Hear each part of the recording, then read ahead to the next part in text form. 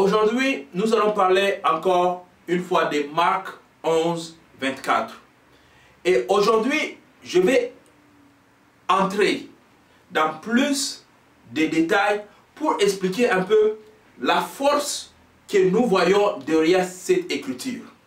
Dans Marc 11, 24, la Bible nous dit ceci. Directement, je vais lire à 24. C'est l'histoire où je vais raconter un peu ce qui se passe dans le background, derrière ce qu'il y a dans cette histoire. Et puis après, on va lire ensemble le Marc 24, 11. Dans l'histoire, c'est l'histoire où le Seigneur Jésus-Christ, quand il était sorti, lui et ses disciples, il a vu un arbre de figuier. Et il les a approchés pour voir s'il avait des fruits, parce qu'il eut faim. Il a vu qu'il n'y avait pas de fruits. Alors le Seigneur a prononcé une parole contre cet arbre. Et ils sont passés. Le lendemain, quand il est encore repassé par la même route, les disciples les ont vus. Pierre a dit à Jésus, il a dit, Seigneur, regarde l'arbre dont tu as maudit hier. L'arbre est sec. L'arbre s'est séché à partir des racines. Le Seigneur a pris la parole et les a dit. Lisons ce que le Seigneur a dit. Je commence à partir de 22. Yeah? À partir de 22. Écoutez, c'est Marc 11, 22. Écoutons ce que le Seigneur dit. Jésus prit la parole et leur dit, ayez foi en Dieu. Je vous l'ai dit en vérité. Si quelqu'un dit à cette montagne, ôte-toi de là et jette-toi dans la mer, et s'il ne doute point en son cœur, mais croit que ce qu'il dit arrive, il le verra s'accomplir. C'est pourquoi, je vous l'ai dit, tout ce que vous demandez en priant, croyez que vous l'avez reçu, et vous le verrez s'accomplir. C'est ce que l'Écriture nous dit. Le point dans 24, le Seigneur dit que c'est pourquoi je vous dis, tout ce que vous demandez en priant, croyez que vous l'avez reçu et vous le verrez s'accomplir. Tout ce que vous demandez en priant, croyez que vous avez reçu. Alors, il y a la foi ici encore. Je vais répéter encore. Si vous avez l'habitude de regarder mon programme, vous allez voir quelque chose. Là, ça, c'est la parole de la foi. Pourquoi la foi? Simplement, parce qu'il est écrit dans le livre des Hébreux 11. Sans la foi, il est impossible de plaire à Dieu. Si tu n'as pas la foi, tu ne peux pas plaire à Dieu. Alors, si je suis en train de partager avec vous sur la foi, je veux que nous puissions tous ensemble comprendre c'est quoi la foi, écouter c'est quoi la foi, marcher avec la foi et plaire à Dieu. Si tu marches avec la foi, tu vas plaire à Dieu. Alors, la foi vient de ce qu'on attend. Ça, c'est Romain qui nous dit. Et ce qu'on attend, ce qu'on peut attendre, les choses qu'on peut écouter, qui peuvent nous donner la foi, c'est la parole de Dieu. La parole qui vient avec courage et autorité, la parole qui vient du Seigneur. Maintenant, ce que nous sommes en train de lire aujourd'hui, le Seigneur nous parle et dit, ayez foi en Dieu. Si tu lis tout cet épisode de Marc 11, tu vas voir que si le Seigneur a pu parler et sa parole est venue à l'existence, sa parole, ce qu'il a dit est arrivé. Si ce qu'il avait dit était à mesure d'arriver, parce qu'il a dit ça avec la foi. Quand il a parlé à cet arbre, pour lui c'était fini. Lui, l'histoire entre lui et l'arbre là, c'était fini, c'était terminé. Il n'avait pas besoin de rester là et regarder, voir l'arbre s'accomplir. Il n'avait pas besoin de rester là et passer toute la nuit en train de parler, de dire, de fermer, de lier, de ligoter, déraciner. Toi, arbre, je te déracine à partir des sources. Je jette le feu à ton source. Je jette le feu contre ta grand-mère, contre ton grand-père. Non. Il a prononcé une parole et il est passé. Il est parti faire son travail. Maintenant, ce qu'il avait dit, la parole qu'il avait dit, elle était restée faire le travail. Comme la Bible nous dit, dans les livres d'Ésaïe 55, que la parole de Dieu ne rentre pas sans effet. Tout ce qui était dit ne rentre pas sans effet. C'était dans cette même autorité, dans cette même option que le Seigneur Jésus-Christ a prononcé, a ouvert sa bouche contre l'arbre. Et l'arbre s'est déraciné. Et il a dit à ses disciples, quand ses disciples sont venus lui demander, Seigneur, Seigneur, dis-nous un peu, regarde cet arbre dont tu as maudit, regarde ce qui s'est passé. Exactement ce que tu as dit. Cet arbre ne va plus jamais nourrir les gens. Le Seigneur les a dit, enfants, écoutez, ce que j'ai fait cela par la foi. Alors, si ce que le Seigneur a fait, il a fait ça par la foi. Je veux que tu me comprends bien. Je veux que tu ouvres tes oreilles pour m'écouter. Ce que le Seigneur a fait, si il a fait cela par la foi, et que nous aussi aujourd'hui, nous avons le message de la foi prêché, adressé à nous. Et si nous obtenons la foi, nous serons à mesure de faire les choses comme le Seigneur Jésus a fait. Cela marche comme ça. Cela se passe comme ça. C'est ainsi que cela marche. Je suis ici devant. Pendant que je suis en train de faire mon travail ici, je parle, je dis Seigneur, prends soin de ça. Seigneur, prends soin de ça. Et j'envoie la parole comme un roi. Je dis que tout ce qui est des dossiers tels, des dossiers tels et des dossiers tels, j'appelle à l'existence la vie dans tous les dossiers. Et je continue mon travail. Je continue à partager mon travail. Parce que je suis un appelé du Seigneur pour partager avec le peuple de Dieu ceci.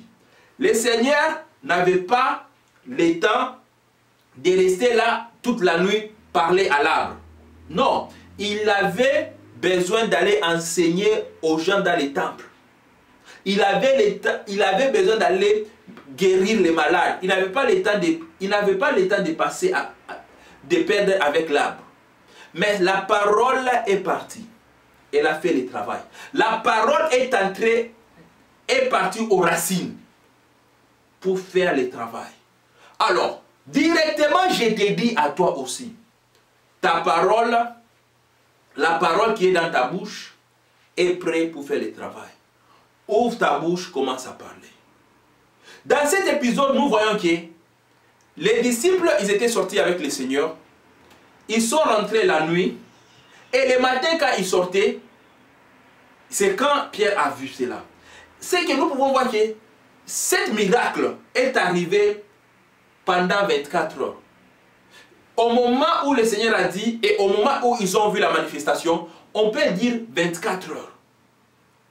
Peut-être cela s'est produit directement quand ils ont tourné leur dos. On ne sait pas. Peut-être cela s'est produit 2 heures pendant qu'ils étaient dehors. 2 heures, tout est accompli. Mais nous voyons quelque chose clairement. Nous voyons un temps fixe qui nous est fixé qui, quand ils avaient passé, l'arbre était encore là. La prochaine fois quand ils sont rentrés là, l'arbre était mort. Alors on peut voir 24 heures. Ça veut dire que tu peux parler, tu peux commander, tu peux appeler quelque chose à l'existence et dans 24 heures, tu as ce que tu as dit. Tu auras ce que tu as dit si tu parles par la foi. Tu auras ce que tu as dit si tu dis la chose en croyant. Maintenant, nous tous, nous avons notre mesure de foi. Au commencement, Dieu nous donne à nous tous une mesure de foi. Et nous sommes tous appelés à grandir. nous sommes tous appelés à développer notre foi. Pour que nous puissions arriver à un niveau où tu dis la chose. Avant que tu termines à dire ce que tu es en train de dire. La porte est frappée.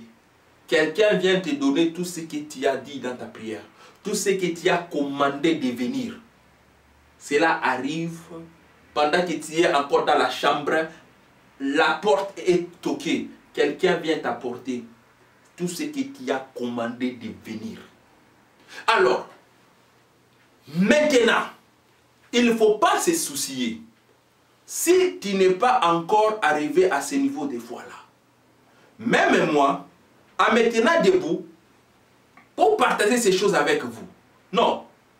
Qu'est-ce que je suis en train de faire? J'ai vu dans la parole de Dieu. J'ai lu ces choses pour moi-même. Je dis que ouais, il est écrit, c'est le Seigneur Jésus-Christ qui parle ici. Qu'est-ce que j'ai fait? Parce qu'il est mon modèle. Moi aussi, je me tiens debout en croyant que ces choses sont vraies. Je suis en train de croire que ces choses sont vraies. Et en me tenant debout comme ça, pour partager avec le peuple de Dieu, je suis dans la foi. C'est par la foi que j'ouvre ma bouche et partager avec le peuple de Dieu. C'est par ma foi que j'amène les programmes à la télé.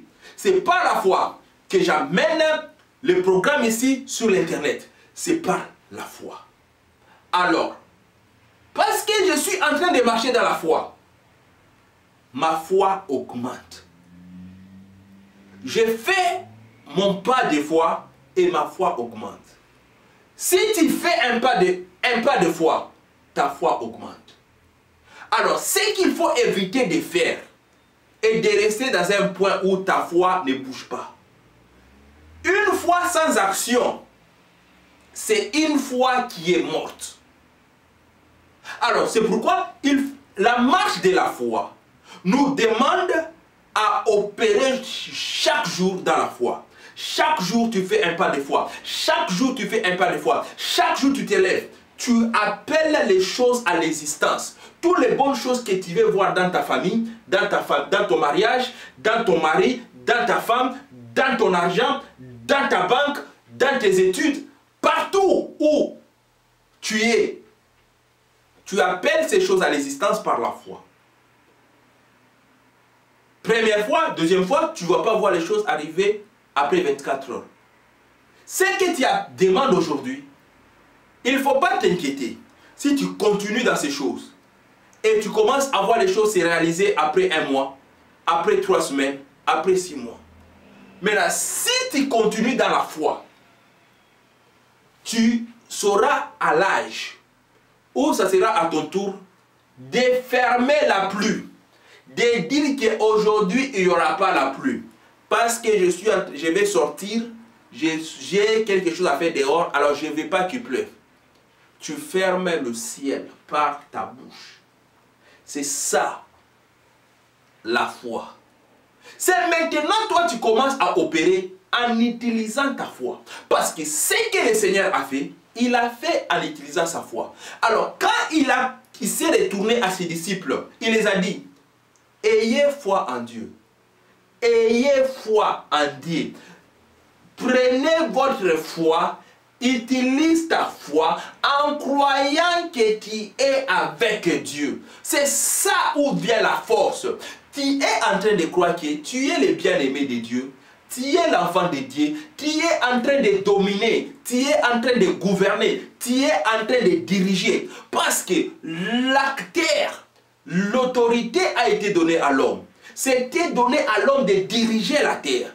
Alors, maintenant, c'est toi qui comprends ces choses. C'est toi qui as ces choses. Dieu t'a mis comme le gouverneur de tout ce qu'il a créé. Dieu t'a mis toi, oui, toi.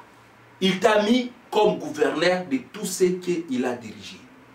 Tout ce que Dieu a créé, il a mis ça dans la main de Jésus. Quand Jésus a pris tout pouvoir et toute autorité, Il a pris tout pouvoir, toute autorité, il a donné ça à l'église. Il a donné ça à tous ceux qui ont cru. Il les a donné le pouvoir. Maintenant, le pouvoir que tu as, c'est le pouvoir qui est au-dessus de tout ce que Dieu a créé. Tu as le pouvoir sur les temps. Tu as le pouvoir sur les circonstances. Tu as le pouvoir sur la pluie.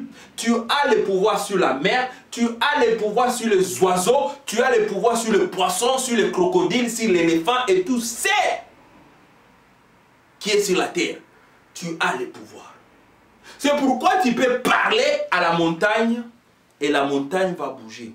Tu vas dire à la montagne, sors d'ici, jette-toi dans l'eau. La montagne va se lever et aller se jeter dans l'eau. Parce que tu as l'autorité. Ton autorité, comment ça fait que tu as ton autorité? C'est un pouvoir que Dieu t'a donné. Dieu t'a donné ces pouvoirs, c'est un cadeau. Alors, ce qui est intéressant avec les cadeaux est ceci. Quand quelqu'un te donne un cadeau, tu peux le prendre ou tu peux les laisser. On ne force pas les cadeaux sur les gens. Personne ne va te forcer un cadeau. Dieu ne va pas te forcer à marcher dans l'autorité. Dieu ne va pas te forcer à marcher dans la dominion. Alors, si tu veux aller de victoire en victoire, prends l'autorité qui t'a été donnée. Prends contrôle des choses comme t'a donné. Et ouvre ta bouche, commence à parler. Ouvre ta bouche. Tout arbre que mon Père n'a pas planté, je déracine par le nom puissant de Jésus-Christ. Prends autorité, commence à parler. Commence à appeler une belle maison. Là où tu veux vivre, là où tu veux habiter. Ouvre ta bouche, commence à appeler ta voiture. La belle voiture que tu veux utiliser. Ouvre ta bouche et appelle un mari, celui que tu veux utiliser. Ouvre la bouche et appelle une femme, une belle femme que tu veux marier. Belle de la face, belle dans le cœur. L'autorité t'a été donnée, le pouvoir t'a été donné, la foi en Dieu. Aie foi en Dieu. Quand tu as la foi en Dieu, il n'y a rien qui peut te faire peur. Je n'ai pas peur. Le Seigneur est avec moi. Je n'ai pas peur. Non, la sécheresse ne peut pas venir sur moi. Je suis en train de parler. J'ai foi en Dieu et je suis en train de parler. Je veux que tu puisses avoir toi aussi foi en Dieu et que tu commences à parler. J'ai foi en Dieu. Je parle parce que je crois. Parce que je crois, je suis en train de parler. Je veux que tu saches que tout ce que tu dis avec ta bouche, c'est ça ta foi. C'est ça ta foi. Maintenant, comprends qui est Dieu. Comprends ce que Dieu a fait de toi. Et comprends ce que Dieu a mis à toi. Ton langage va changer. Tu auras ce que tu dis. C'est ça la foi. Maintenant, j'ai la foi en Dieu. Parce que j'ai la foi en Dieu, je sais que ma bouche est liée avec l'onction qui est sur ma tête. Par la foi.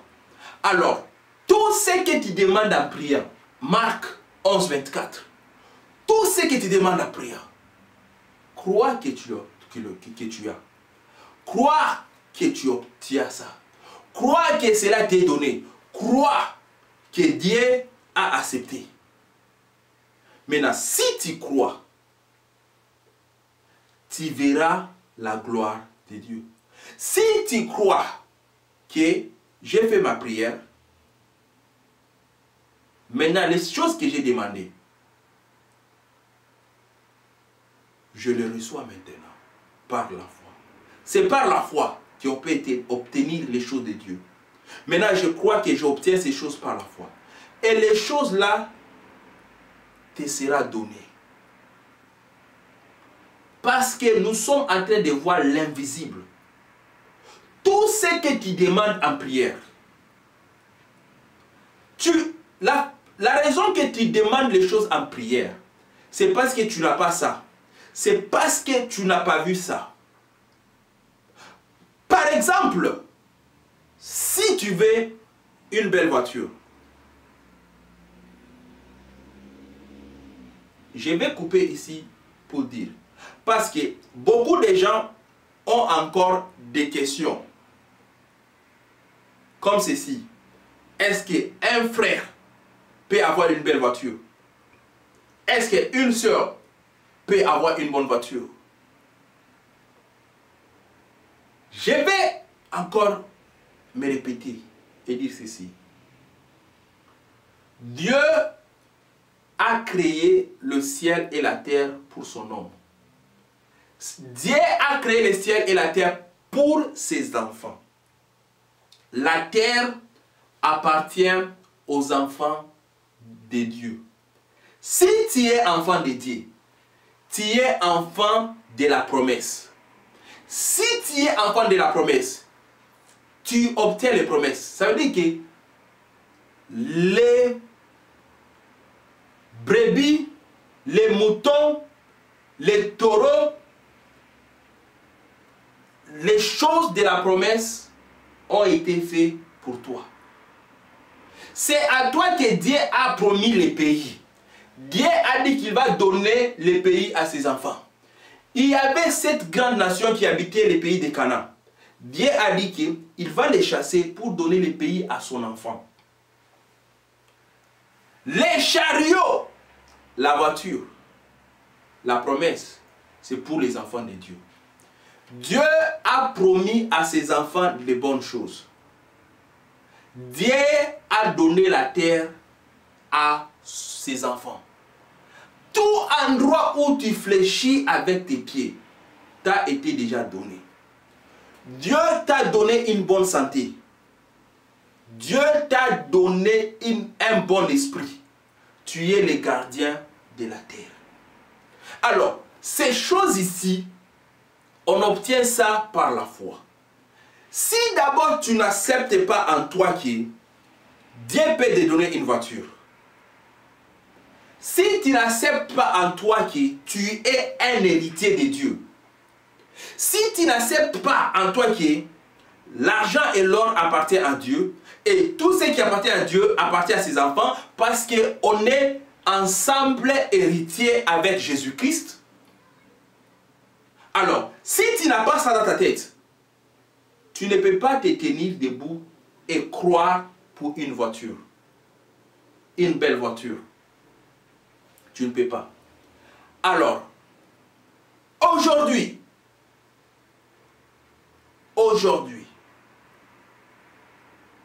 tu auras seulement ce que tu crois. C'est quand tu es dans la foi, c'est ta foi qui permet à Dieu d'opérer.